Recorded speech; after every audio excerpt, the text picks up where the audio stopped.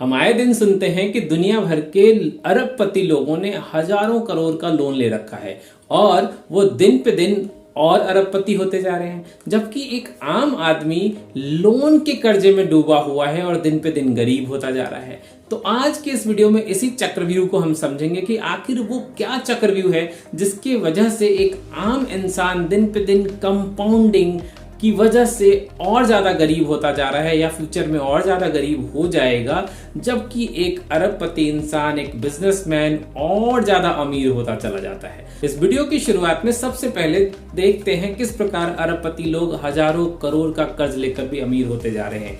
अगर इंडिया के सबसे बड़े अरबपति अनिल अंबानी, मुकेश अंबानी की बात करें तो आप पाएंगे कि वो सबसे ज्यादा लोन लेके बैठे हैं। एक रिपोर्ट के अनुसार उनकी लोन की अमाउंट 40,000 करोड़ से भी ज्यादा है। उसके बाद भी वो दिन पे दिन बड़े बड़े बिजनेस एम्पायर खड़े करते जा रहे हैं और दिन दुगनी रात चौगनी अपनी कमाई को बढ़ा रहे हैं। जबकि वहीं एक आम इंसान का एग्जाम्पल लेंगे तो आप पाएंगे कि एक इंसान बैंक को कर्ज चुकाते चुकाते और गरीब होता जा रहा है। एग्जाम्पल के तौर पे मान लेते हैं कि आपकी आज की तनख्वाह 1 लाख रुपए है। जब आप 1 लाख रुपए कमाते हैं और एक अच्छी सिटी में रहते हैं तो आपका लाइफ स्टाइल भी चेंज होने लगता है। मान लेते हैं कि आपके ऊपर आज के सेलिब्रिटीज का बहुत ज्यादा प्रभाव है और इसी वजह से आप चाहते हैं कि आपका एक अपना अच्छा सा मकान हो, अच्छी सी गाड़ी हो और सभी शानो शौकत आपके घर में अवेलेबल हो।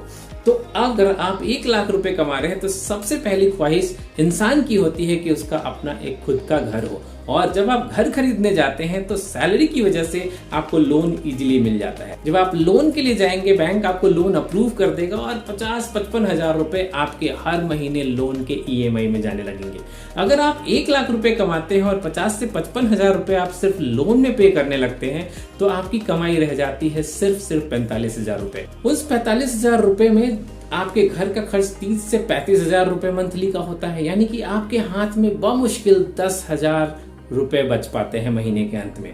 लेकिन जब एक इंसान अपना घर खरीद लेता है और एक अच्छी सिटी में रहता है और कॉर्पोरेट जगत में कंपटीशन में आगे जीता है तो उसके पास एक और ख्याल होता है और दूसरा ख्याल होता है कि उसके पास एक अच्छी सी गाड़ी भी होनी चाहिए। आप अच्छी गाड़ी खरीदने के लिए वापस से कार कंपनीज के पास जाते हैं, साथ में बैंक के लोन डिपार्टमेंट से बात करते हैं और बैंक कहता है जी हाँ, आपके लिए प्री अप्रूव्ड लोन अवेलेबल है, आप 10 लाख तक की गाड़ी इजिली खरीद सकते हैं। अब इस बार आप बैंक की लोन के हेल्प से एक कार खरीद के ले आते हैं। अभी आपके 10,000 रुपए की बचत अब नेगेटिव में जाने लगती है, क्योंकि आप कार का लोन चुकाएंगे 5,000 से लेके 15,000 के बीच में, डिपेंडिंग ऑन कि आपने कौन सी कार खरीदी है और कितने अमाउंट की कार खरीदी है। इस प्रकार से आपकी कुल जमा राशि हो जाती है 0। आप महीने के अंत में कुछ भी नहीं बचा पाते और कई बार ऐसा आता है कि आपके नॉर्मल खर्चे के लिए आपका एक्सपेंस आपकी कमाई से ज्यादा हो जाता है, यानी कि आपकी बैलेंस शीट नेगेटिव हो जाती है। आपकी कमाई 1 लाख रुपए जबकि आपका खर्च 1,05,000 या 1,10,000 रुपए हो जाती है। और यहाँ से हमारा ट्रैप शुरू होता है। अब आप इन खर्चों को पूरा करने के लिए या तो पर्सनल लोन लेंगे या फिर क्रेडिट कार्ड का इस्तेमाल करेंगे। क्रेडिट कार्ड का इस्तेमाल का एग्जांपल लेते हैं। आपने क्रेडिट कार्ड का इस्तेमाल किया और आप सोचेंगे कि अगले महीने जब पैसे आएंगे तो मैं इसे चुका दूंगा, लेकिन चूंकि आपकी ऑलरेडी EMI ज्यादा है और ऑलरेडी घर के खर्चे ज्यादा हैं, आप वापस से क्रेडिट कार्ड का अमाउंट चुका नहीं पाते हैं और मिनिमम ड्यू पे चले जाते हैं। जैसे ही आप मिनिमम ड्यू पे जाते हैं उसके ऊपर कंपाउंडिंग इंटरेस्ट चलना शुरू हो जाता है, यानी कि वह अमाउंट दिन पे दिन बड़ा होता चला जाता है। एक समय ऐसा आता है कि क्रेडिट कार्ड पे लिया गया सिर्फ 10,000 रुपए का अमाउंट शायद वो 15,000 रुपए या 20,000 रुपए में तब्दील हो जाता है। फिर आपके पास एक ही सहारा बचता है, वो होता है प्री अप्रूव्ड लोन। जी हाँ, बैंक इस तरह से भी फंसाते हैं आपको, क्योंकि आपकी सैलरी ज्यादा है, आप ऑलरेडी लोन भी अच्छी तरीके से पे कर रहे हैं, लेकिन चूंकि आप ट्रैप में फंस चुके हैं और उसे कंप्लीट करने के लिए अब आप जाते हैं पर्सनल लोन की तरफ।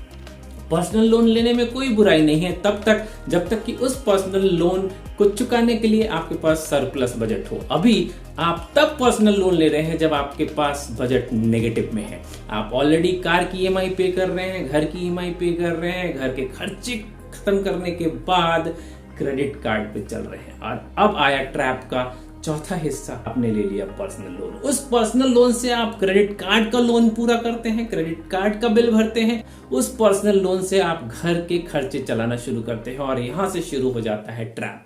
यानी कि आप एक ऐसे ट्रैप में फंस जाते हैं कि दिन पे दिन आपकी कमाई से ज्यादा आपका खर्च होता है, और इधर से लोन उठा के उधर का पेमेंट ड्यू क्लियर करते हैं, और तीसरी जगह से लोन उठा के चौथी जगह का पेमेंट ड्यू क्लियर करते हैं, और इस तरीके से आप दिन पे दिन गरीब होते चले जाते हैं। जबकि अब देखते हैं अरबपतियों का मिजाज। आखिर अरबपति किस तरह से इस्तेमाल करते हैं इन्हीं पैसे का।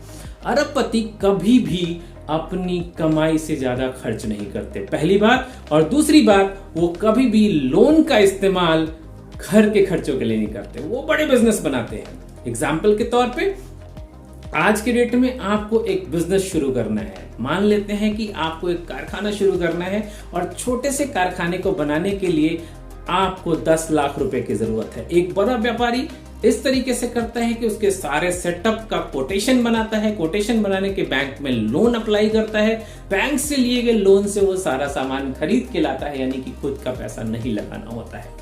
ध्यान रखिए, जब आप उससे सामान बना के बेचते हैं और उसको बेचने से जो पैसा रिटर्न में आप कमाते हैं, उस रिटर्न पैसे से बिजनेसमैन ईएमआई चुकाना शुरू करता है।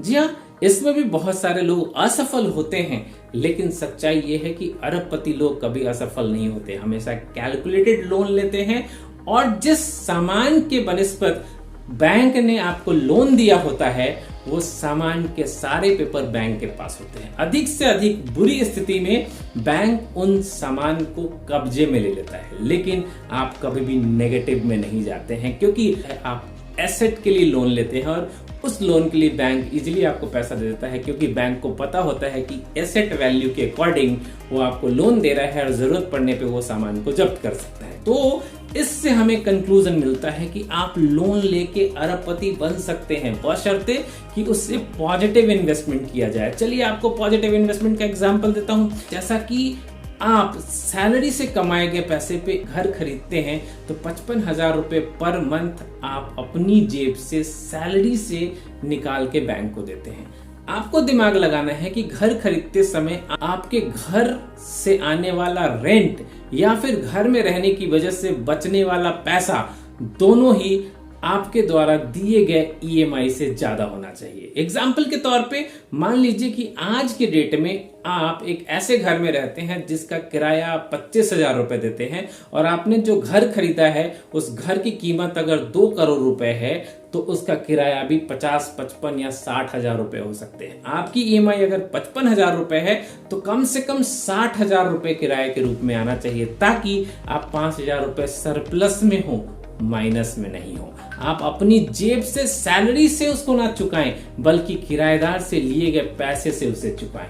और दूसरे कंडीशन में, अगर आप इसे रेंटल प्रॉपर्टी के रूप में नहीं लेना चाहते हैं, खुद के रहने के लिए लेना चाहते हैं, तो ध्यान रखें आपके घर की कीमत ऐसी होनी चाहिए जितने में आपका रेंट जाता है। अगर आपका रेंट 25,000 रुपए जाता है, तो आपको ऐसी प्रॉपर्टी खरीदनी है रहने के लिए जिसकी ईएमआई 25,000 रुपए से कम हो। जैसे ही आप उस घर में शिफ्ट होंगे, आपके 25,000 रुपए जो आज के डेट में आप रेंट पे दे रहे हैं, वो वहां से बचेगा, और उससे कम अमाउंट आप ईएमआई में पे करना शुरू करेंगे, यानी कि यहां भी आप सरप्लस बजट में होंगे। लेकिन सबसे बड़ी गलती लोग क्या करते हैं कि आपकी कमाई से ज्यादा का लोन खरीद लेते हैं, और उस लोन को चुकाते चुकाते लोग दिन पे दिन और गरीब होते चले जाते हैं। तो इस ट्रैप से बचने के लिए सिर्फ और सिर्फ एक ही तरीका है कि आपके खर्चे आपकी कमाई से कम होने चाहिए।